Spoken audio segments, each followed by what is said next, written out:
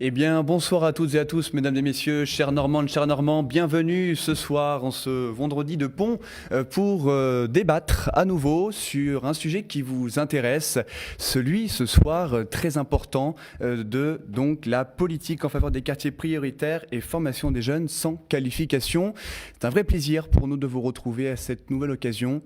C'est déjà anniversaire, si puis-je dire, la 10e table ronde numérique ce soir. Ça passe très vite et c'est un vrai plaisir donc de vous retrouver.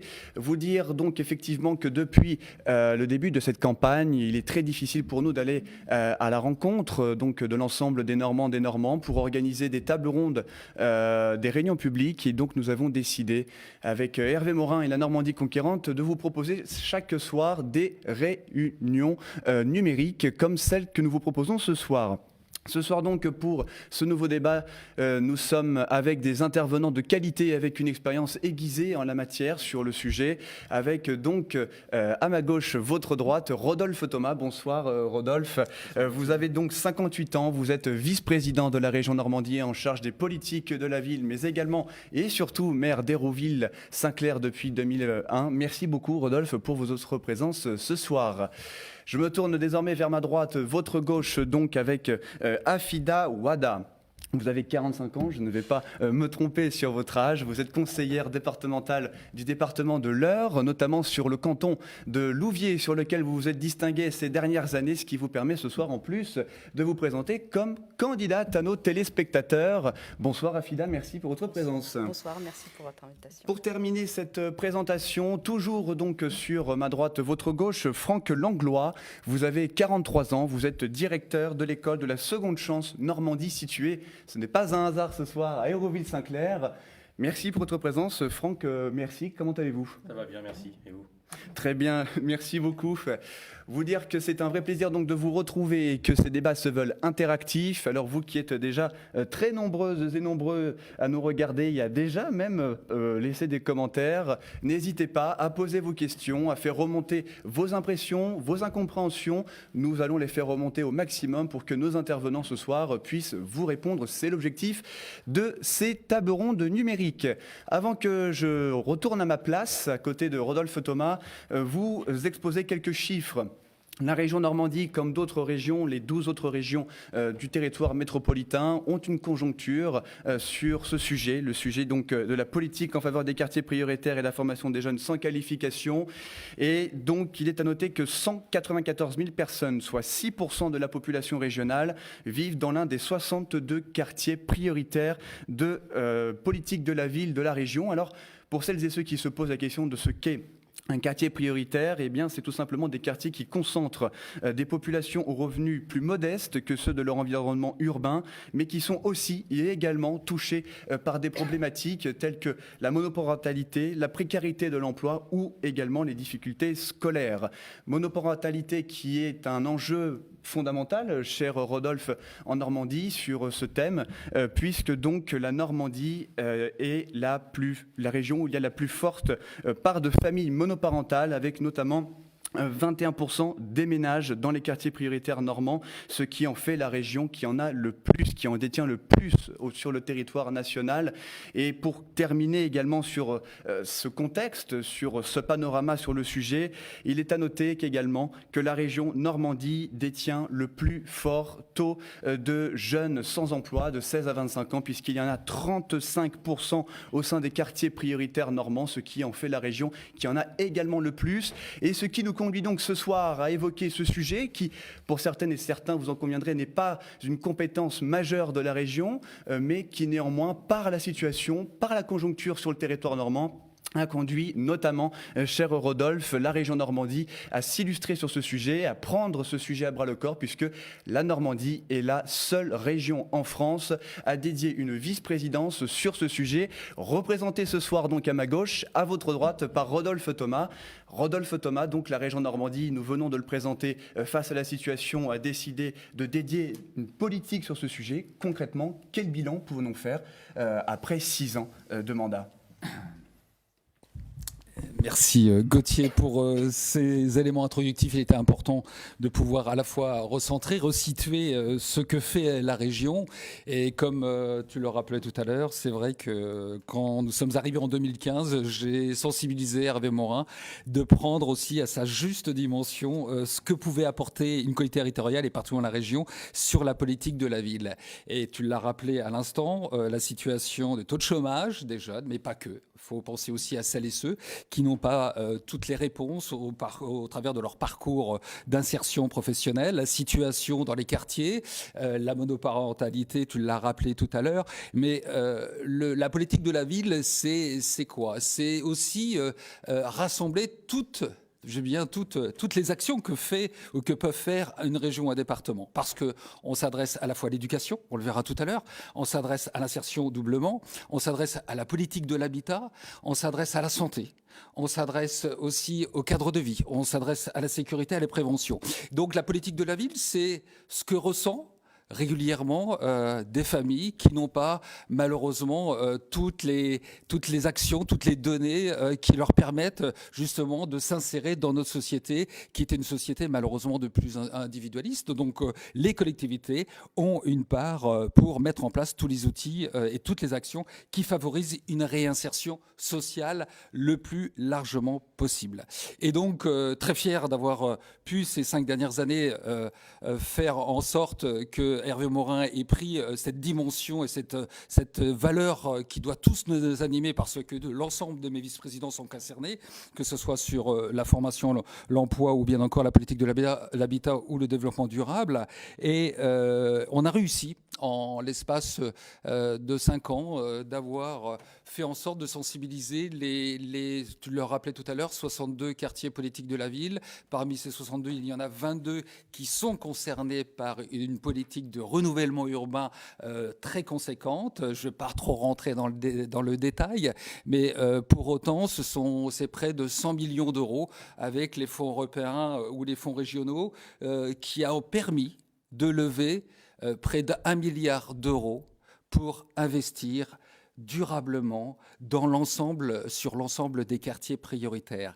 Et ça, c'est aussi une volonté que nous devons tous avoir parce que lorsqu'on s'adresse à ces populations qui ont vraiment véritablement des freins à l'emploi, eh bien c'est à nous d'agir fortement. Et donc ce milliard s'inscrit bien sûr sur plusieurs années, mais l'ensemble des collectivités, des maires, des EPCI, départements, parce que c'est à la fois les bailleurs sociaux, c'est à la fois la CDC Habitat, c'est la CDC en général, mais c'est aussi l'ANRU, l'Agence nationale de renouvellement urbain, qui a été créée il y a maintenant presque 15 ans par Jean-Louis Borloo et qui a montré véritablement une capacité de restructuration, de requalification des quartiers et d'améliorer ainsi, bien sûr, le cadre de vie des habitants. Donc très, très heureux d'avoir été aussi un facilitateur, humblement, et puis que tout le monde prenne véritablement cet enjeu, un enjeu politique dans le bon sens du terme, sur lequel nous devons tous, je dis bien tous, départements, régions, EPCI, collectivités, tous prendre la mesure de ce que sont les quartiers et dans quelle situation une bonne partie des habitants vivent très difficilement. Donc on le verra tout à l'heure au fur et à mesure avec Afida et avec Franck sur la façon dont nous continuerons bien sûr cette politique de proximité. Et puis, il nous restera, si les Normands nous font confiance pour une deuxième fois aux côtés d'Hervé Morin, eh bien, nous allons bien sûr amplifier toutes ces actions en termes d'insertion. Parce que la rénovation urbaine, c'est bien, et je termine là, mais la cohésion sociale, c'est d'autant mieux. Parce que l'un ne va pas sans l'autre. Démolir pour reconstruire, réhabiliter, c'est très bien. Mais qu'est-ce qu'on met? On met au cœur du dispositif de la rénovation urbaine, eh bien, la famille. Et là, c'est la cohésion sociale qui prend toute sa dimension et on va essayer de le décliner pendant ces quelques minutes. Cher Gauthier. Merci beaucoup Rodolphe pour ces propos introductifs. Effectivement, les collectivités se sont engagées pendant déjà de nombreuses décennies, mais en particulier ces dernières 6 années. Rodolphe vient de parler des collectivités territoriales. territoriale. Je me tourne donc naturellement vers Afida Ouada. Vous êtes conseillère départementale du département de l'Eure et notamment impliquée sur le territoire de Louviers, le canton de Louviers. Vous aussi, avec les compétences du département, vous avez eu à mettre en place, à amorcer des dispositifs et des politiques sur ce sujet. Concrètement, pour celles et ceux qui nous regardent, notamment sur le territoire de l'Eure, comment cela s'est illustré? Alors, tout d'abord, je vous remercie de m'avoir invité sur ce plateau pour exprimer et partager avec vous toutes et tous mon expérience et aussi mon expertise sur le sujet de la politique de la ville. Rodolphe, je te remercie aussi d'avoir mener toute cette politique régionale en faveur des quartiers prioritaires, tout ce que tu viens d'énumérer. Concrètement, comment ça se traduit aujourd'hui à l'échelle de nos territoires? Je parlerai du département de l'Eure et ensuite je parlerai de Louviers. À l'échelle du département, je suis également vice-présidente en charge de la politique de la ville et de la prévention spécialisée, c'est-à-dire qu'au niveau du département, on a aussi une volonté forte de mettre l'accent sur ces politiques-là. Et ça s'est traduit par la mise en place d'un certain nombre de projets autour de la prévention spécialisée, des actions de proximité à travers un dispositif qu'on a appelé Urbania, au plus près des habitants, au plus près des jeunes, au plus près des populations les plus en difficulté. Donc la prévention spécialisée, c'est évidemment des équipes d'éducateurs qui sont au plus près des jeunes, donc en situation de déscolarisation ou de difficultés sociales. Donc il y a un gros travail qui a été mené au sein du conseil départemental de l'Eure sur ce sujet-là. Et du coup, ça se traduit par des actions très opérationnelles sur le territoire aujourd'hui qui ont un véritable effet, en tout cas dans nos quartiers prioritaires. À l'échelle de Louviers, comment se traduit donc la politique régionale et comment ça se traduit concrètement sur un projet dans le cadre par exemple de l'aménagement urbain. Aujourd'hui sur le quartier, il y a un quartier à Louviers qui s'appelle le quartier des Acacias. Donc je suis moi-même native de ce quartier-là. J'ai été dans cette école primaire, une école considérée comme REP+ aujourd'hui. Et cette école aujourd'hui, cette école des Acacias à Louviers, grâce à la région, va bénéficier d'une reconstruction complète dans un quartier prioritaire, parce que c'est vrai que le cadre de vie et le cadre aussi scolaire est très important pour les élèves. D'ailleurs, on va en faire une école doublée d'un centre de loisirs, donc qui va devenir un équipement de proximité pour les habitants du quartier. Et ça ne s'arrête pas à ça. On a aussi, tout à l'heure, on parlait de politique en direction des familles, la reconstruction d'une crèche au cœur du quartier, pour permettre aux parents de pouvoir bénéficier d'un système de garde aussi de qualité. Aujourd'hui, on a cette crèche qui existe dans le quartier, mais qui va être complètement reconstruite. Et on ne s'est pas arrêté à ça avec la région. Il y a aussi la création de ce qu'on appelle un pôle citoyenneté, pour remettre l'habitant au cœur de la vie du quartier. Je tiens à préciser aussi que l'ensemble de ces infrastructures ont pu donc bénéficier de cette opération de renouvellement urbain et donc du coup être totalement reconstruites, mais qu'il y a un financement, je dirais, à plusieurs, puisque il y a donc la région, le département, l'État qui investit dans cette politique de rénovation urbaine, mais qui n'est pas qu'une rénovation urbaine, qui est aussi une transformation sociale du quartier, puisqu'on va pouvoir équiper ce quartier d'un certain nombre d'équipements utiles aux habitants dans leur quotidien, pour en effet agir sur le volet familial, éducatif, et aussi sur toute la partie qui, me tient véritablement à cœur, toute la partie lien social et cohésion sociale dans les quartiers prioritaires. Et ça se traduit, je parle de Louviers, mais il faut savoir que ces opérations-là sont démultipliées à l'échelle de la région Normandie. Donc vous imaginez le travail qui a été mené par la région. Je pense qu'il faut vraiment se féliciter de ces actions et de cette force de frappe de la région aujourd'hui dans nos quartiers prioritaires. Et c'est aussi pour ça que je suis candidate sur la liste d'Hervé Morin. Merci beaucoup Afida Wada pour vos propos et avant de donner la parole à Franck Langlois, rester sur ce sujet de l'urbanisation et notamment sur ce que vient de dire Afida Wada. Question pour Rodolphe Thomas. Afida Wada parlait de transformation pour être au plus près des besoins sociaux des habitants, notamment des quartiers prioritaires. Concrètement, la région Normandie, lorsque vous avez bâti cette politique que vous avez très parfaitement présentée il y a quelques instants, quels ont été vos schémas de pensée, vos objectifs et également quels besoins avez-vous vu cerner sur le territoire? Écoutez, la priorité des priorités, comme l'a rappelé Afida, déconstruire pour reconstruire sans avoir une stratégie d'aménagement urbain et que nous puissions avoir une démarche citoyenne, donc auprès des habitants, ça n'a pas de sens. La rénovation urbaine, elle doit être partagée avec l'ensemble de celles et ceux qui vivent, même difficilement, dans les quartiers, et comment apporter des réponses, parce que les collectivités, surtout dans les QPV, quartiers politiques de la ville, nous n'aurons pas toujours les moyens. Et une ville comme Hérouville-Saint-Clair, si elle n'avait pas pu bénéficier de l'ANRU il y a 15 ans, c'est une ville qui aurait pas progresser comme elle progresse aujourd'hui, mais plutôt elle aurait complètement été reléguée à, comme beaucoup plutôt, d'autres quartiers ou d'autres villes. Je le dis souvent, c'est pas l'alpha ou l'oméga, mais c'est quand elle est portée politiquement dans le bon sens du terme, avec l'ensemble des élus, des bailleurs sociaux, des collectivités, départements, régions et surtout l'ANRU, eh bien, on est en capacité de transformer sa ville en requalifiant ses quartiers, en réhabilitant l'ensemble des logements qui ont été construits dans les années 60, 70, voire 80, et qui ne sont plus aux normes ou conformes pour accueillir sereinement ou équitablement l'ensemble de la population. Donc ça, bien sûr, c'est aussi une vision qu'on doit avoir, et je dis souvent qu'on ait cette vision la plus globale possible entre la façon dont les gens peuvent vivre au quotidien lorsqu'ils sortent de chez eux. Eh bien, il faut aussi qu'ils aient la possibilité de se déplacer. La politique de transport est tout aussi important. Afida l'a rappelé sur le volet éducation, sur la petite enfance, sur les écoles, parce que l'État, malheureusement, ne finance pas la reconstruction des écoles. Et alors, il y a des financements de la CAF et autres.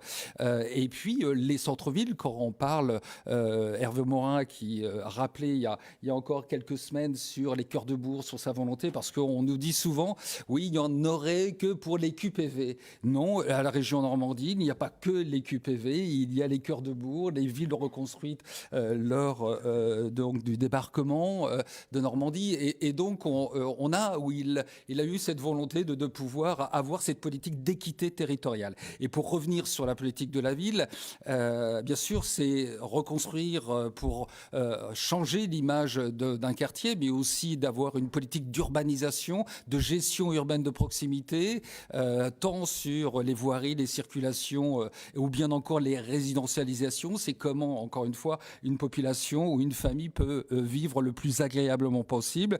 Et sur Hérouville, écoutez, nous on est parti presque de rien. Cette volonté, c'était de créer un centre-ville. On a réussi ce challenge parce qu'on avait cette vision partagée et collective d'essayer de changer durablement cette ville, même s'il y a encore beaucoup à faire. Mais tout ça pour vous rappeler que la politique de la ville et la rénovation urbaine, ce n'est pas que de la démolition ou de la reconstruction. C'est beaucoup plus intense que cela. C'est cette volonté qui doit tous nous animer pour garder surtout les commerces de proximité entre le boucher, le boulanger et d'autres équipements de proximité ou commerces de proximité qui créent comme cela du lien social. Et une ville qui perd ses habitants, une ville qui perd ses commerçants, c'est une ville qui n'est plus ou qui n'a pas d'âme. Et donc la rénovation urbaine, eh bien, quand elle est partagée, quand elle est portée politiquement par le maire et son équipe municipale, eh bien là, on voit les débuts de transformation de ces quartiers, voire de ces villes, et beaucoup de réussites ont été dans ce sens. Mais c'est aussi un parcours au long cours parce que il faut aussi s'assurer d'une bonne gestion du cadre de vie. Je m'étais exprimé pas plus tard que la semaine dernière sur le volet de la sécurité. Eh bien aussi, le cadre de vie, c'est toute l'éducation, la formation, l'insertion, mais il y a aussi la sécurité sur laquelle on doit véritablement se poser et d'apporter des réponses pour celles et ceux qui ont tendance à mal vivre au quotidien leur quartier, ou alors lorsqu'il y a une délinquance qui est de plus en plus prégnante, eh bien c'est à nous aussi avec les institutions, la police nationale ou municipale, mais à condition aussi que la justice prenne sa part des choses. Et on le voit malheureusement encore, c'est toujours d'actualité, la situation à laquelle est confrontée la police. Mais ça sera peut-être encore une fois un autre débat. Mais tout ça pour rappeler que ce que nous faisons aujourd'hui, ou ce que nous faisons depuis 15 ans, eh bien c'est pour éviter ce qui se passe. Et sur Hérouville, même si c'est encore fragile, et j'en arrêterai là, si on ne met pas tous ces parcours d'insertion, on le verra tout à l'heure avec Franck Lancois, si on ne met pas un accompagnement dès la petite enfance, s'il n'y a pas un accompagnement familial, eh bien ça risque effectivement encore d'être beaucoup plus grave que ce qu'on peut imaginer. Donc voilà un peu ce que je voulais rappeler sur ce que peut apporter, encore une fois, la politique de la ville et la rénovation urbaine. Merci beaucoup Rodolphe pour ces propos qui viennent compléter ce qui a déjà été dit il y a quelques instants par Afida Awada. Je vois sur votre fiche que la région s'engage avec un cadre de vie renouvelé qui permet d'intégrer l'ensemble des catégories générationnelles, jeunes, moins jeunes et également retraités, mais surtout les jeunes. Et je veux ici donc m'adresser à Franck Langlois, profiter des propos de Caroline Boisset et de sa citation de Claudie Aigneret, l'ambition scolaire, faire de l'impossible impossible. Concrètement, donc, Franck Langlois, vous êtes donc le directeur de l'école de la seconde chance, une structure qui a été créée au courant de l'année 2017-2018, que je ne vais pas présenter à votre place, rassurez-vous, mais qui justement vient ici illustrer l'implication de la région Normandie dans ce processus d'insertion, notamment des jeunes qui sont déscolarisés, désociabilisés. Je vous laisse présenter l'école de la seconde chance. Ça marche. Merci à vous. Merci à Rodolphe de m'inviter pour présenter ce qu'est notre dispositif. Il est vrai, nous sommes un des dispositifs qui permettent de répondre aux attentes des jeunes qui sont déscolarisés. Nous sommes la seule école sur la région Normandie qui est dans la capacité de répondre à certaines attentes. Alors tout particulièrement, ce sont des jeunes qui sont issus soit de quartiers prioritaires, on en parlait référencement, mais aussi de d'autres quartiers, donc sur la Normandie, mais principalement sur la région Calvados, à laquelle on peut répondre aux attentes de jeunes de 16 ans à 29 ans révolus, qui sont en fait sans diplôme, sans qualification, avec peu de qualifications, voire peu ou pas du tout, un peu de diplôme certains, pas toujours, mais on se rend compte surtout c'est des jeunes qui ont besoin de se réhabituer au rythme scolaire, au rythme de la vie de tous les jours, notamment avoir de l'assiduité, de la ponctualité. L'école, effectivement, la sémantique peut parfois faire un peu défaut à mon sens, dans le sens je préfère en fait accentuer sur les codes qui est nécessaire pour pouvoir intégrer une entreprise. C'est pour ça qu'on s'attaque beaucoup sur ce qui était le savoir-être, le savoir-faire. Aujourd'hui, je pense que les entreprises ont la capacité d'y répondre et de surtout les accompagner. Donc notre rôle à nous, on ne peut pas faire en plus de miracles, faut pas se méprendre à ce sujet. On est dans la capacité sur une formation qui dure dans les alentours de 8 mois et demi, une moyenne plutôt de 7 mois, avec des jeunes sur une moyenne de 17, 18 ans, 19 ans, qui ont en fait une envie de pouvoir aussi retrouver le chemin aussi d'un diplôme, longtemps déscolarisé, mais se rendant compte que c'est une nécessité pour pouvoir intégrer une formation, d'avoir un niveau minimum. C'est pour ça que notre école ne délivre pas de diplôme, mais des attestations de compétences acquises dans des domaines qui se développent aussi beaucoup par les open badges. Notamment, on parle beaucoup sur la capacité à mettre en avant certaines compétences. En faisant ça, ça nous permet aussi de leur donner confiance, leur donner aussi des règles et leur donner aussi des remises à niveau dans le domaine de la mathématique, du français, mais également de la bureautique. L'ensemble de ces éléments leur permettent d'intégrer des centres de formation dans des domaines tels que le bâtiment, qu'on en parlait régulièrement sur l'électricité, la maçonnerie, l'ITE, on en fait référence régulièrement, mais également tout ce qui concerne la petite enfance, qui a effectivement certaines demandes, employés de service dans le domaine de la grande distribution, ainsi de suite, nous permettant, nous, de pouvoir positionner sur environ 10 jeunes, 6 jeunes qui peuvent avoir une sortie positive, soit vers un emploi d'un minimum de 2 mois ou une formation. On fait des entrées-sorties permanentes toutes les 3 semaines d'environ des promotions de 15 jeunes présents. Nous travaillons avec toutes les associations présentes près d'Hérouville, évidemment, avec qui nous travaillons avec notre président ici, Rodolphe, mais également tous les partenaires et financeurs qui sont dans la capacité de nous accompagner depuis de nombreuses années, parce que nous existons grâce à la présence de Rodolphe qui a souhaité vraiment mettre en place ce dispositif plutôt qu'une promotion immobilière. J'y suis particulièrement attaché parce que cette école est en fait mon ancien collège, donc j'y trouve un intérêt encore plus personnel de le développer. Nous accueillons tous les ans 200 jeunes avec un reliquat d'environ 90 jeunes. Donc on a une gestion de 300 jeunes chaque année pour pouvoir répondre aux attentes des entreprises aussi qui sont très présentes, très accompagnatrices de nos stages de nos jeunes parce que 50% de nos jeunes font obligatoirement des stages. C'est qu'en fait, sur un parcours de 9 mois, la moitié du temps est prévu pour du stage. Donc en fait, même s'ils n'ont pas la capacité d'avoir de suite un diplôme, ils ont la capacité d'avoir cette expérience nécessaire pour pouvoir intégrer un centre de formation ou un emploi. Merci beaucoup Franck, Afida, justement sur ce sujet. Beaucoup de choses sont à dire. On vous écoute. Alors, en effet, sur la partie insertion et accompagnement des jeunes, il est vrai qu'on a pu constater qu'à l'échelle de la région, il y a un certain nombre de dispositifs qui existent, tels que je pensais aussi également en complémentarité avec l'action le programme que vous menez dans votre structure. Il s'agit de ce qu'on appelle le programme régional d'investissement dans les compétences. Alors ça, c'est vraiment quelque chose de très très important puisqu'il s'adresse à l'ensemble des jeunes et c'est vrai qu'il a aussi, c'est un levier aussi pour les jeunes issus des quartiers prioritaires parce que en fait, ça permet à des jeunes d'être accompagnés dans leur parcours d'insertion professionnelle. C'est un accompagnement renforcé et ça permet aux jeunes vraiment de se positionner soit sur des formations, soit sur des emplois, mais en tout cas, il y a tout un travail de remobilisation du jeune sur son parcours professionnel. Il y a aussi un dispositif qui marche très très bien, d'ailleurs il y a des jeunes qui m'ont témoigné de l'efficacité de ce dispositif qu'on appelle le #avenir, donc qui a été porté par la région et qui s'adresse aussi à tous les jeunes qui sont en difficulté dans leur parcours. Et c'est vrai que les jeunes issus des quartiers prioritaires en bénéficient aussi. Et tout l'ensemble des partenaires et des acteurs locaux se saisissent de ce dispositif. J'ai pu avoir l'occasion d'échanger avec un certain nombre de jeunes qui ont pu bénéficier de ce dispositif-là, qui sont ravis d'avoir pu profiter de cette mobilisation sur leur projet. Je prends l'exemple d'un jeune que j'ai en tête aujourd'hui, grâce au #avenir, qui est issu d'un quartier prioritaire. Donc là, je parlais du quartier des Acacias, en l'occurrence, il est issu de ce quartier. Et aujourd'hui, il a été mobilisé sur les métiers d'animation.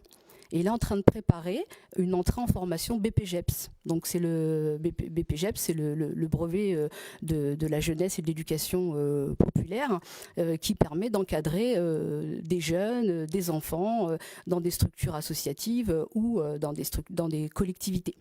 Voilà. Sur la partie aussi insertion des jeunes, on parlait de rénovation urbaine tout à l'heure.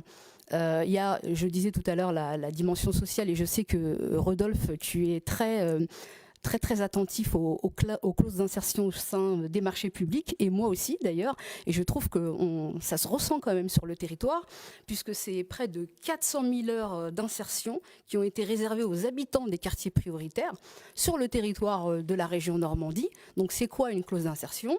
C'est en fait des entreprises qui s'engagent à recruter un minimum, je parle sous ton contrôle bien sûr, un minimum de 5% de jeunes issus de ces quartiers prioritaires pour les faire travailler sur différents chantiers. Et c'est les entreprises qui s'engagent en signant une convention, sous forme de contrat, pour permettre à ces jeunes d'accéder à un emploi. Et je trouve que c'est quand même un beau tremplin, parce qu'on utilise la rénovation urbaine, mais pas que dans le volet, je dirais, urbanistique, on y intègre aussi le volet social. Et je pense que le travail que vous menez aussi au niveau de votre structure, c'est aussi un bel outil de remobilisation des jeunes sur des projets professionnels, parce qu'il y a plusieurs aspects qu'il faut noter.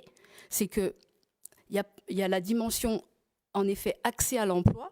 mais il y a toute la partie accompagnement et mobilisation des jeunes sur leur projet professionnel. Parce que c'est pas facile. Comme on l'a dit tout à l'heure, les quartiers prioritaires sont pleins de talents.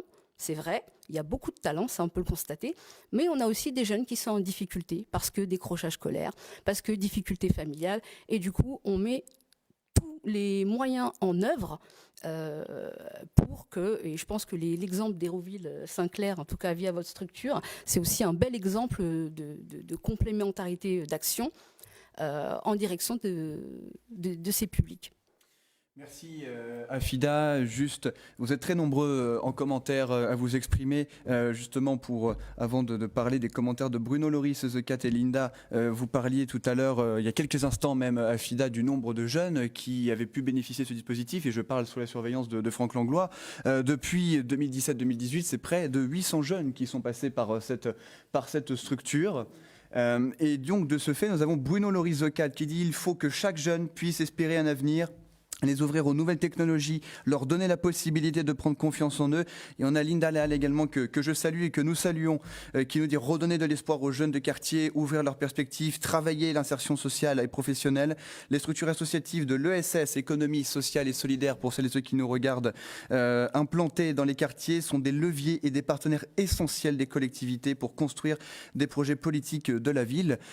Concrètement, donc, vous, justement, sur ce que vient de dire Linda Leal, Franck Langlois, vous nous parliez hier, lorsque nous avions préparé cet entretien, cet échange de ce soir, que justement il y avait cette notion de transversalité dans votre quotidien, notamment dans le logement des jeunes qui suivent des études, si puis-je dire, des stages au sein de votre structure. Comment vous fonctionnez concrètement ? Alors c'est vrai que, je répète, on est la seule structure effectivement normande, et malheureusement on ne peut pas répondre aux attentes de certains départements un peu éloignés de la région du Calvados. Nous n'avons pas d'internat. En fait, on travaille beaucoup avec des foyers tels qu'Horizon, Oasis, en partenariat avec eux. On n'a pas forcément de privilèges pour avoir des places, mais nous avons des relations privilégiées avec eux, nous permettant d'avoir des contacts et des possibilités de placement. On travaille aussi beaucoup avec l'AFPA, qui nous permet d'avoir des chambres à des tarifs préférentiels. Il ne faut pas oublier que ce sont des jeunes qui, on parle de décrochage scolaire, mais on peut parler aussi de difficultés financières. Et ça, il faut qu'on le garde en tête. C'est des gens qui ont perdu la notion de budget aussi. Donc, il est nécessaire de travailler aussi sur ces notions-là, de mobilité également. N'oublions pas que Hérouville est une magnifique ville, parce que je la maîtrise très bien pour y avoir vécu des années. Les Hérouvillais restent sur Hérouville, ont du mal à sortir d'Hérouville. Et c'est pour ça qu'on les incite beaucoup, nous, à travailler sur la mobilité, la gestion de budget, la transversalité, effectivement, sur les différentes compétences sur lesquelles ils peuvent travailler. On travaille aussi sur un élément important, sur le numérique. On parlait tout à l'heure, vous en parlez. C'est pour ça qu'avec l'aval de Rodolphe, on met en place prochainement un campus numérique pour répondre aux attentes des entreprises, pas sous un système classique de diplôme, mais plutôt de certification répondant à des attentes spécifiques du métier de la fracture numérique.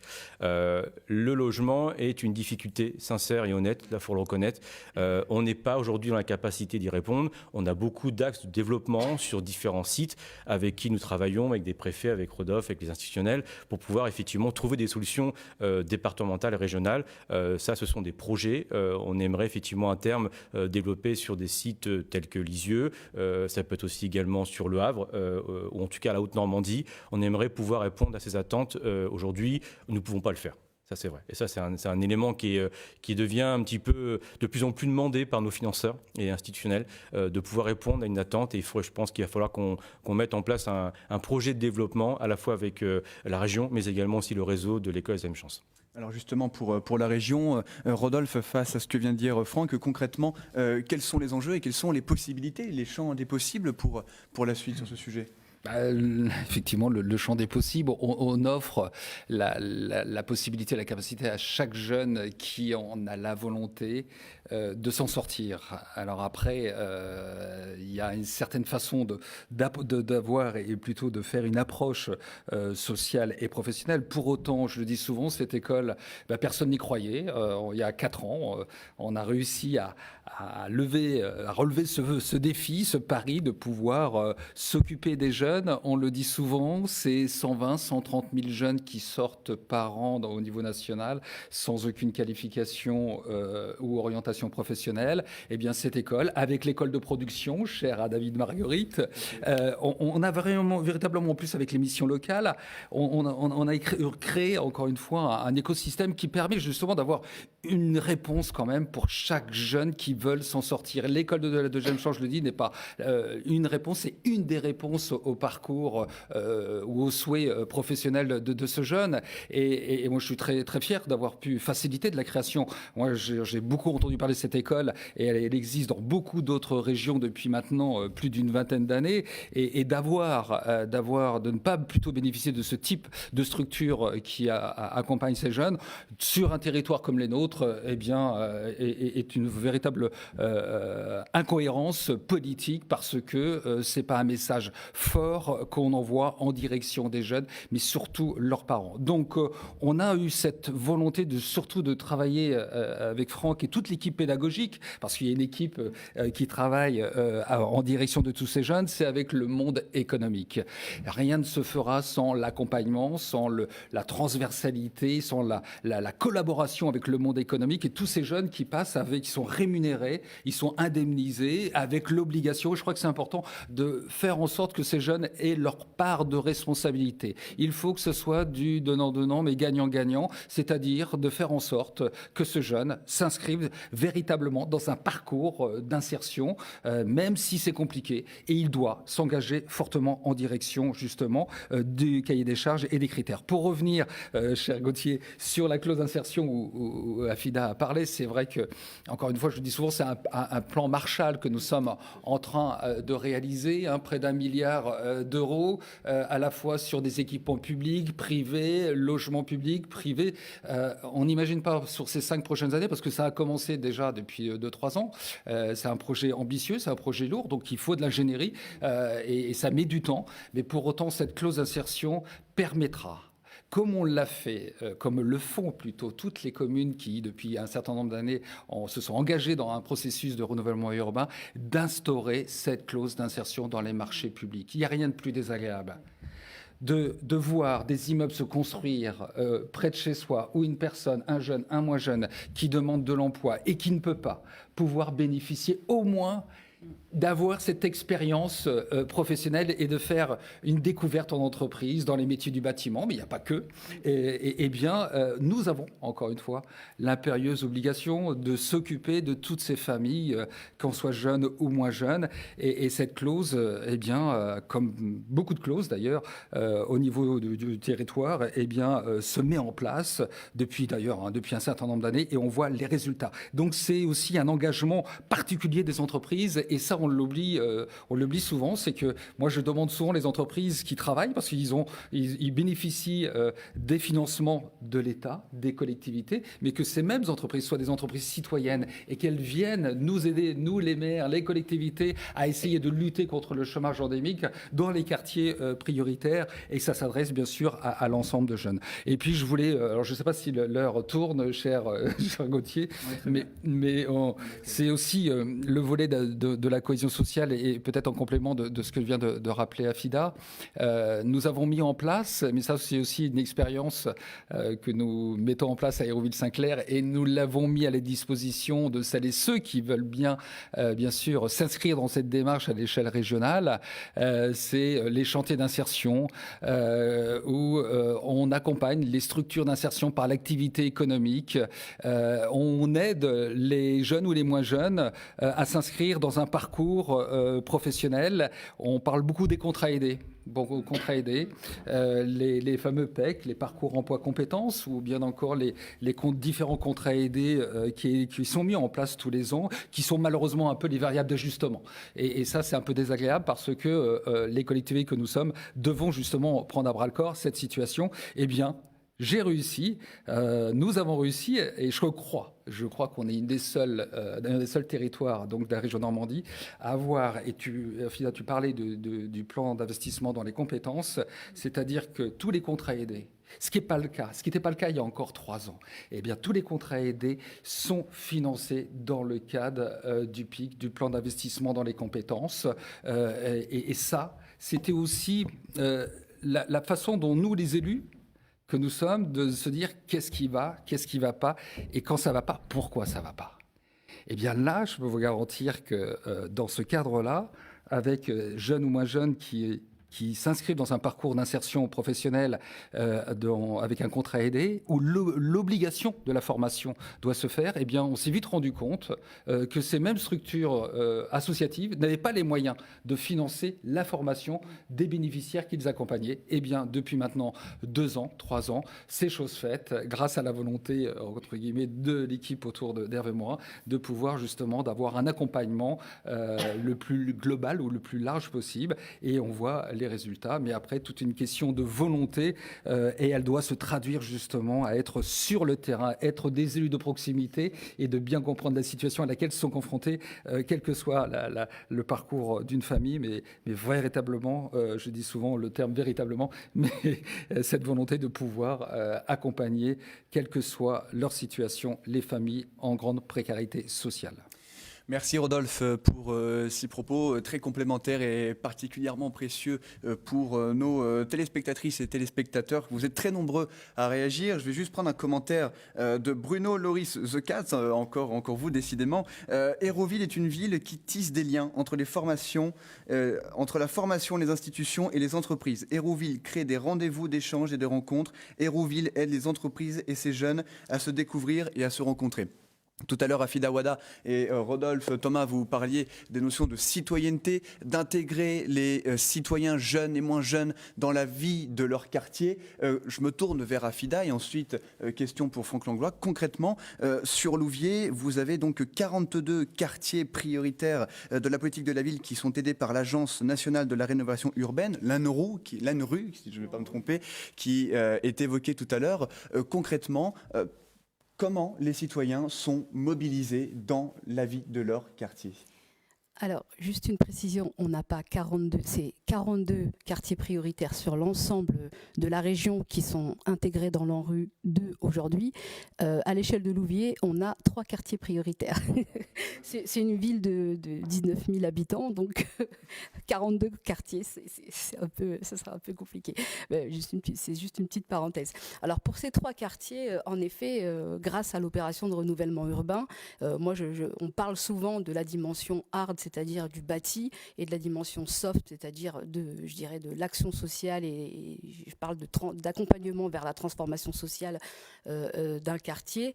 Ça se traduit parce qu'en fait, il y a 2 aspects. Il y a la dimension urbaine et il y a ce qu'on appelle la GUSP, la gestion urbaine et sociale de proximité. Dans ces quartiers, ce sont des hommes, des femmes, des enfants, des jeunes, des personnes âgées qui vivent au quotidien dans ces quartiers-là. Comme le disait tout à l'heure à juste titre Rodolphe Thomas, il n'y a pas que le volet urbanistique, il y a aussi le volet humain, social et proximité. L'élu de proximité que je suis, puisque je suis aussi adjointe au maire en charge justement de la participation citoyenne, donc c'est aussi complémentaire avec mon autre mandat politique, c'est l'association en fait des habitants dans la transformation de leur quartier avec des comités d'habitants qui discutent en amont, avant même la rénovation du quartier. Ça se traduit par des temps d'échange collectifs avec des gens issus de différentes tranches d'âge sur les aspects du vécu et du quotidien des habitants dans leur quartier. Parce que c'est important aussi, j'y mets toujours un point d'honneur, quel que soit le projet, qui est une dimension participative et collaborative. Et à Louviers, c'est ce qu'on a pu vivre aussi à travers l'investissement des habitants dans la modification et la transformation de leur quartier. C'est-à-dire que là, je vous donne l'exemple de Louviers, mais ça se traduit à l'échelle de la Normandie. C'est-à-dire qu'à chaque fois qu'il y a une rénovation urbaine, il y a forcément et automatiquement une implication des habitants dans la rénovation de leur quartier, y compris des jeunes. Ça se traduit par exemple, souvent les jeunes nous demandent des équipements sportifs de proximité, des city-stades. Aujourd'hui, ce qui est très tendance, c'est toutes les tous les équipements de CrossFit, de fitness, qui sont demandés par toutes les générations. Et ça s'inscrit complètement dans les démarches de rénovation urbaine. C'est pas juste les appartements qui sont rénovés ou même la voirie, c'est aussi des équipements qui permettent aux habitants au quotidien de pouvoir se retrouver. On parlait de petite enfance, on a aussi les équipements, les jeux de proximité pour les enfants. Enfin, il y a un certain nombre d'équipements qui sont demandés par les habitants, qui sont pris en compte dans cette rénovation urbaine des quartiers. C'est-à-dire que ça bouge, ça se transforme, mais ça se transforme aussi socialement parce que ça permet aussi de créer une dynamique vraiment de citoyenne, collaborative et participative, très active sur l'ensemble de ces quartiers. Et ça permet aussi d'associer les habitants dans une réflexion commune et partagée, parce que c'est leur lieu de vie, c'est leur quotidien. On ne peut pas parler à la place des gens, on ne peut pas parler à la place des habitants. Donc forcément, il faut qu'on soit en capacité de s'asseoir toutes et tous autour d'une table pour décider de l'avenir de nos quartiers. Et l'ANRU, c'est ça aussi. Donc l'État aussi a mis en place ce qu'on appelle les conseils citoyens en lien avec l'opération de renouvellement urbain. Et comme ça permet aussi d'installer... je dirais, de poser aussi, de laisser une place beaucoup plus grande aux habitants dans des décisions qui les concernent dans leur quotidien. En ce qui concerne la jeunesse, pour revenir à cette thématique autour de l'insertion et de la formation, on ne peut pas traiter la politique de la ville, la politique des quartiers prioritaires que par le prisme de l'urbain. On parlait du social, mais il y a un certain nombre de choses. Il y a aussi... Et ça, je trouve que c'est très important d'insister là-dessus, l'implication des entreprises, de toutes les entreprises, l'implication, des organismes de formation, de manière à ce qu'on puisse permettre aux jeunes d'accéder à des niveaux de formation et des niveaux de qualification, parce qu'on a beaucoup de jeunes qui se retrouvent un peu sur le carreau, parce que en fait, il y a des difficultés scolaires, échecs scolaires ou problématiques personnelles, qui font que l'idée, c'est qu'on puisse avoir le maximum de moyens concentrés aussi sur les quartiers pour pouvoir leur tendre la perche et les mobiliser et les sensibiliser. C'est toute l'idée du pacte régional d'investissement dans les compétences. C'est d'aller chercher les compétences là où elles sont, parce qu'on parle de problèmes, on a des jeunes qui ont des difficultés, c'est vrai, qui sortent du système scolaire, mais... il faut savoir qu'on a beaucoup de jeunes qui ont en effet des difficultés, mais qui ont des compétences réelles à d'autres niveaux. Il faut savoir les mobiliser sur ce qu'ils savent faire, sur leurs envies, etc. Et là, on va pouvoir vraiment produire quelque chose d'intéressant avec cette jeunesse. On ne peut pas voir la jeunesse des quartiers prioritaires que par le prisme de la difficulté. Et je ferai le lien avec l'entreprise et l'économie sociale et solidaire. On a beaucoup de jeunes qui sont aujourd'hui des jeunes entrepreneurs qui ont beaucoup de mérite, qui travaillent au quotidien dans la création de leur entreprise et qui créent de l'emploi dans leur quartier. Et ça, c'est aussi soutenu par la région. J'ai visionné, pas plus tard qu'hier, la vidéo de, comment s'appelle-t-il, c'est Bakary Camara, qui a témoigné par rapport à son entreprise, le fait qu'il ait été soutenu aussi par la région dans le développement et l'accompagnement de son entreprise. Donc, dans ces quartiers-là, on a du talent, on a du potentiel. Le tout, c'est de savoir le mobiliser, le structurer, et on a différents niveaux. On a des jeunes qui sont en précarité, en difficulté.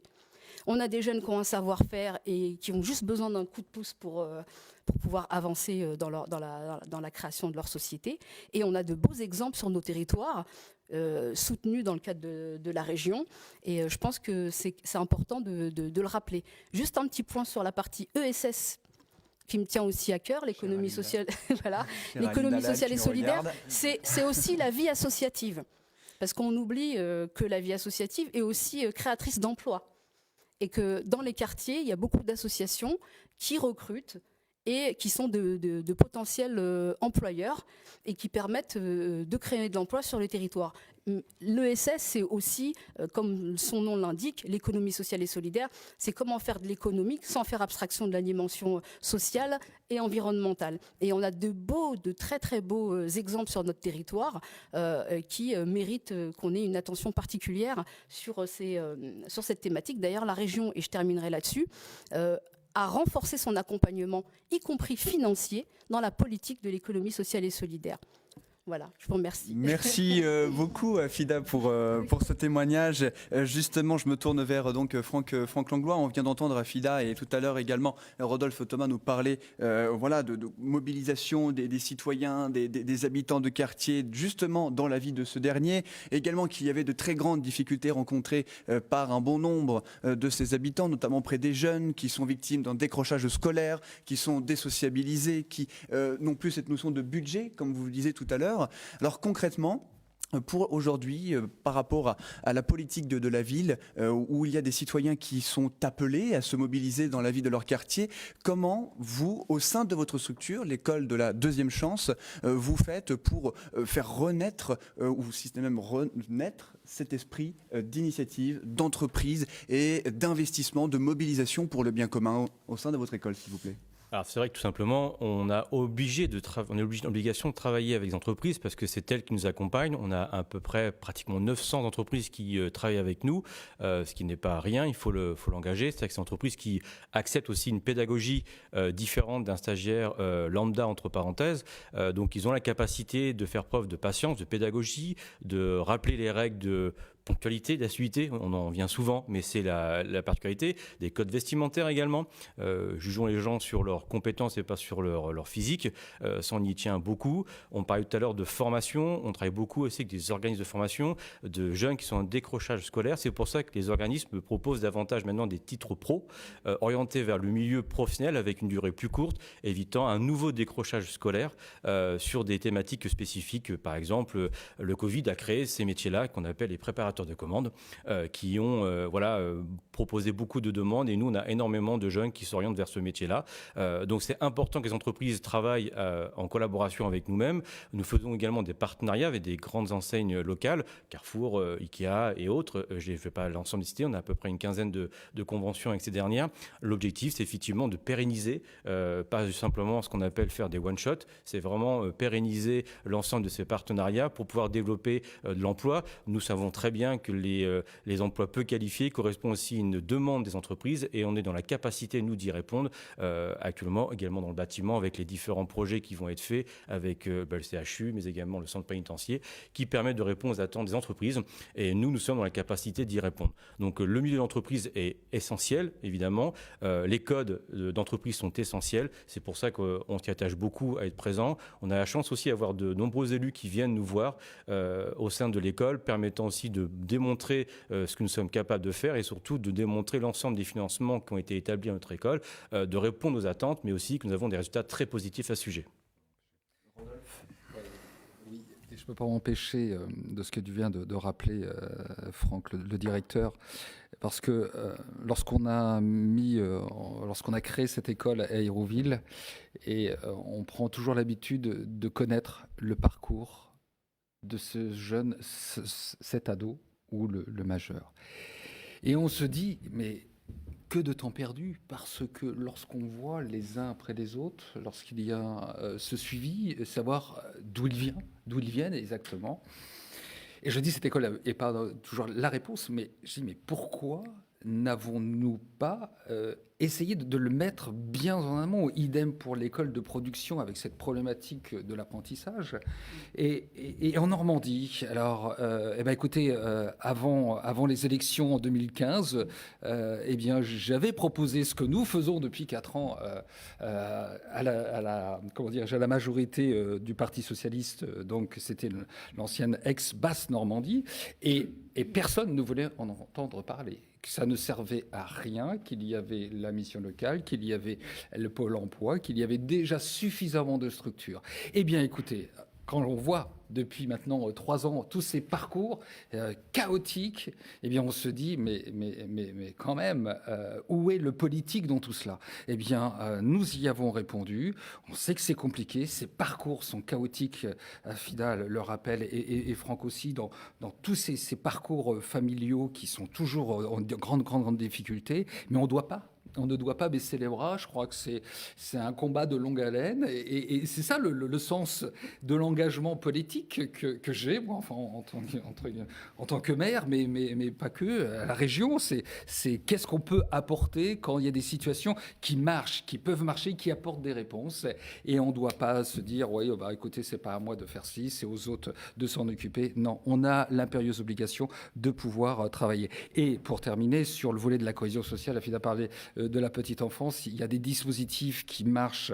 C'est le programme de réussite éducative, c'est la cité éducative qui a été mise en place et qui permet justement de pouvoir repérer et d'accompagner le parcours d'une famille. Parce que là, il n'y a pas que l'enfance, c'est comment le parcours familial est composé et comment il se traduit. Et on travaille automatiquement aussi avec la cité éducative sur l'orientation.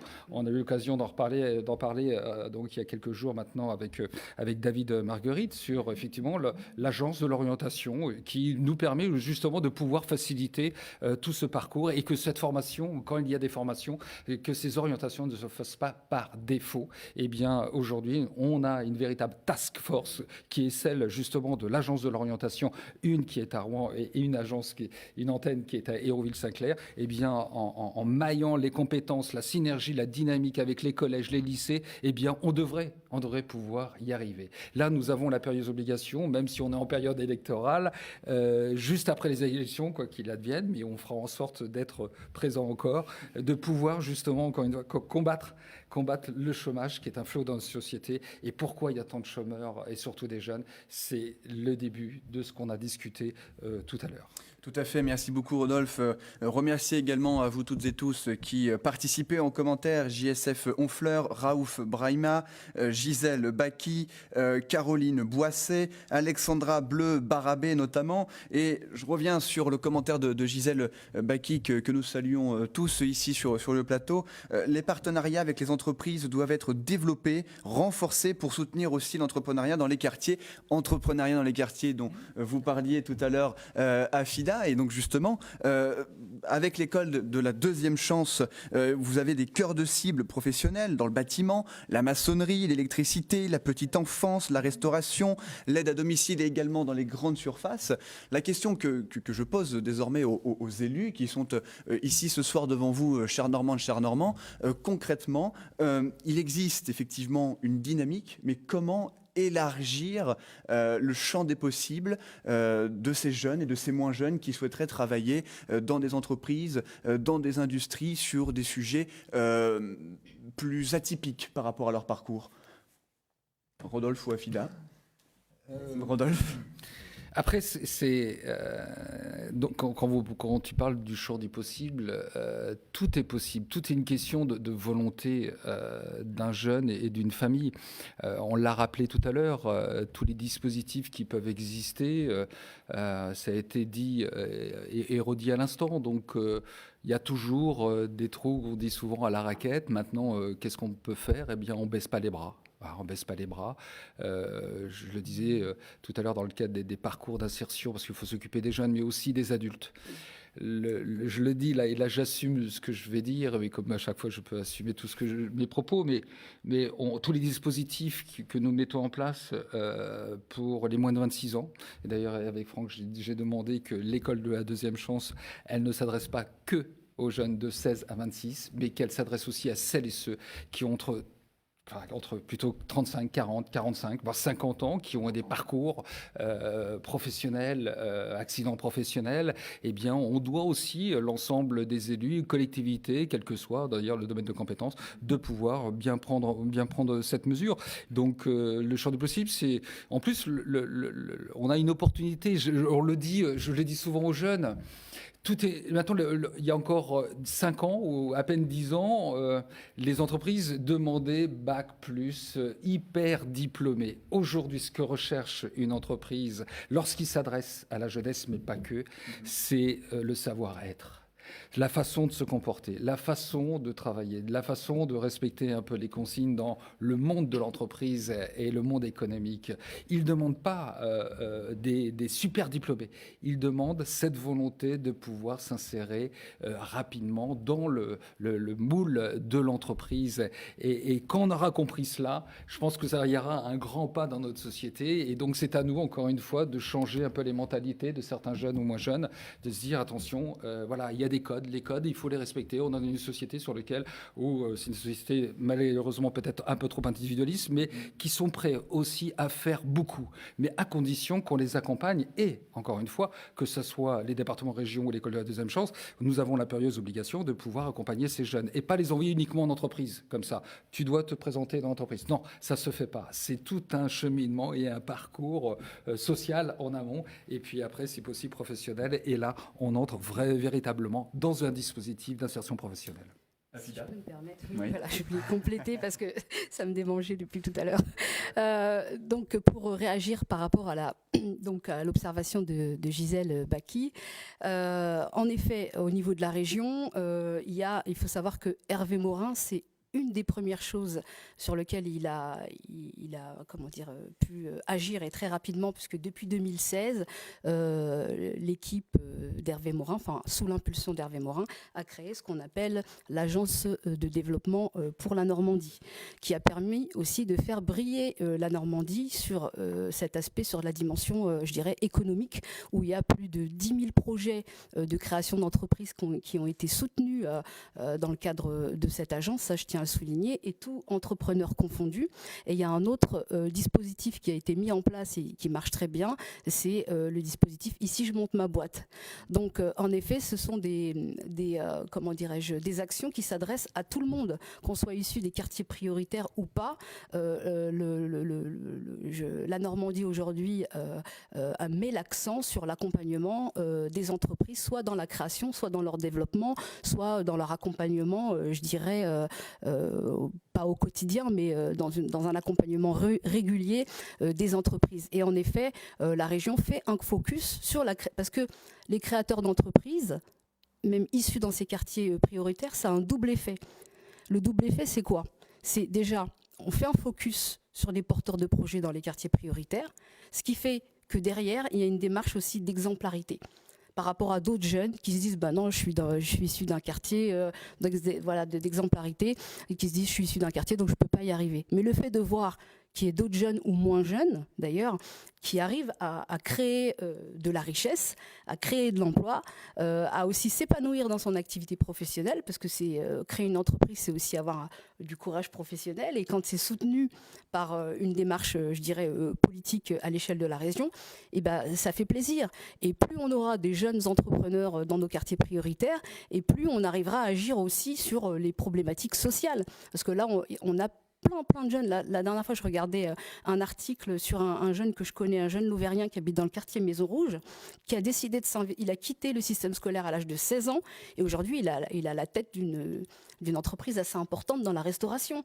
Donc, à un moment donné, je pense qu'il faut savoir faire confiance, et je pense qu'à travers nos politiques aujourd'hui, et ça, j'en suis certaine, tendre la perche, permettre à ces habitants issus de ces quartiers-là, mais pas que, de pouvoir créer de la richesse, créer de l'emploi, s'épanouir dans son activité professionnelle, et ben je trouve que c'est quelque chose d'extrêmement positif. Parce qu'il ne faut pas regarder ça que par le prisme des problèmes. Il faut le regarder aussi par le potentiel, les talents. Nos quartiers ont énormément de talents aussi, et je pense que c'est une autre façon aussi de faire du social, je dirais, en s'appuyant sur des expériences positives pour tirer vers le haut d'autres jeunes qui sont peut-être en situation d'échec ou qui se cherchent un petit peu. Voilà. Merci beaucoup Fida, il est déjà 20h02, on va essayer de ne pas être trop en retard. Alors avant de terminer, est-ce que Rodolphe, Franck et Fida, vous souhaitez rajouter un dernier élément pour celles et ceux qui nous regardent? Ouais. Écoutez, moi, je suis ravi d'être présent ici pour pouvoir présenter ce qu'est l'école ZM Chance. C'est effectivement un des dispositifs qui permet de répondre à certaines attentes. Je pense qu'on a la capacité avec l'ensemble de l'équipe, on est énormément présent. Comme disait tout à l'heure Rodolphe, on ne met pas les jeunes, nous, en bilan de stage et ça s'arrête là. Il y a un suivi durant tout le parcours, à la fois économique, politique, mais aussi social. L'objectif, c'est clairement de trouver une solution positive pour eux et pas de retrouver un décrochage, une inclusion ou un invisible. Donc on continue à travailler avec Rodolphe sur différents projets de développement. Évidemment, moi j'ai beaucoup de projets et de stratégies à mettre en place. Ça fait partie du travail qu'on a en collaboration depuis un peu plus d'1 an. Et je pense qu'il y a plein de choses à développer sur cette école qui est riche d'enseignements pour tout le monde. Et qui c'est une école de la deuxième chance dans d'autres départements de la région Normandie. On aimerait bien. C'est une volonté, Oui, tout à fait. Afida? Et moi, je dirais que on a beaucoup de chance d'avoir un certain nombre de moyens, que ce soit au niveau de la région, du département, des EPCI, des communes. Travaillons tous ensemble, je dirais, main dans la main, dans l'intérêt général des publics, y compris des publics les plus fragiles. Et c'est pour ça que je suis très, très honorée et fière de faire partie de la liste d'Hervé Morin aujourd'hui pour pouvoir agir sur le quotidien des habitants et permettre de développer et de renforcer cette politique. Et Rodolphe, une fois de plus, merci. Vraiment pour tout ce que tu as pu faire jusqu'à présent dans les quartiers. Et je vous remercie également pour votre investissement au quotidien parce qu'on a vraiment besoin de compétences comme les vôtres et de votre envie. On sent de la conviction dans ce que vous faites, vraiment. Et je pense que Hérouville-Saint-Clair peut se féliciter d'avoir pu développer un projet comme celui-ci sur son territoire. Voilà, donc... Pour moi, je pense que ça va être aussi une continuité des actions que j'ai pu mener à l'échelle départementale. Ça, je tiens à le préciser. On était sur le volet prévention et insertion, et aujourd'hui, on est sur le volet au niveau, à mon niveau. C'est une façon de continuer. Et d'agir sur le volet formation, développement économique, orientation en faveur des populations les plus en difficulté. Voilà. Merci. Merci Afida. Moi, pour faire très très court, bien sûr, c'est important que nous puissions avoir ce plateau, de rappeler ce que peut apporter la politique de la ville, la cohésion sociale, et puis qu'une région, et particulièrement la région Normandie, qui a su le faire, le démontrer depuis maintenant ces 5 dernières années. Et donc à nous de relever ce défi, parce que tous ces items que nous abordons maintenant depuis le lancement de cette campagne des régionales, eh bien, montrent qu'il reste encore beaucoup à faire, mais nous sommes partis véritablement dans des projets structurants pour rendre la Normandie la plus concurrente possible, être fier d'être normand, c'est aussi s'occuper bien sûr de son territoire, de s'occuper des institutions, de s'occuper des Normandes et des Normands dès qu'il y a une problématique diverse et variée. Et donc le spectre est très large en soi, et nous avons encore une fois avec l'équipe autour d'Hervé Morin cette volonté de relever ce deuxième défi, celui de rendre encore plus conquérante notre région Normandie. Et cette volonté, on souhaite la faire partager. Il nous reste encore quelques semaines pour montrer aussi et démontrer le bilan, et puis qu'on puisse s'organiser sur présenter plutôt des projets et qui seront au plus proche possible de la population et particulièrement des Normands et Normandes. Merci Rodolphe. Rodolphe qui je dois dire, a eu pas mal de succès dans les commentaires, avec notamment Philippe Leclerc. Rodolphe est un acteur actif au service des jeunes. On a également un commentaire avec Rodolphe Thomas: la politique de la ville ne peut pas être mieux représentée. Et c'est ce qui me permet donc de conclure. Vous remercier pour votre suivi, pour votre participation massive ce soir sur les réseaux sociaux, en espace commentaire. Nous avons essayé de brasser tant bien que mal la totalité du sujet, donc de la politique de la ville et de l'insertion des jeunes sans qualification. Nous espérons avoir répondu à vos questions, à vos commentaires, à vos réflexions. Sachez que c'était un vrai plaisir pour ma part d'animer cette table ronde numérique avec donc nos intervenants de ce soir. Je les représente en guise de conclusion. Rodolphe Thomas, vice-président de la région Normandie en charge de la politique de la ville et maire d'Hérouville-Saint-Clair. Merci Rodolphe pour votre présence ce soir à nouveau. Afida Ouada, conseillère départementale du département de l'Eure, notamment sur le canton de Louviers. Afida, merci beaucoup. Et maire adjointe, effectivement, sur le territoire de Louviers, auprès de François-Xavier Priolo, que nous avons reçu dimanche dernier et que nous saluons, qui nous regarde. Merci Afida pour votre présence ce soir et pour votre expérience partagée aux Normands des Normands. Et enfin donc Franck Langlois, vous êtes directeur donc de l'école de la deuxième chance de Normandie à Hérouville-Saint-Clair. Merci. Franck pour votre présence. Voilà, on se retrouve donc demain pour notre prochaine émission relative donc cette fois-ci à l'agriculture et à la ruralité avec Clotilde Dier à 19h, même lieu. Avant cela, portez-vous bien, profitez bien de votre vendredi de pont et à demain. Vive la Normandie.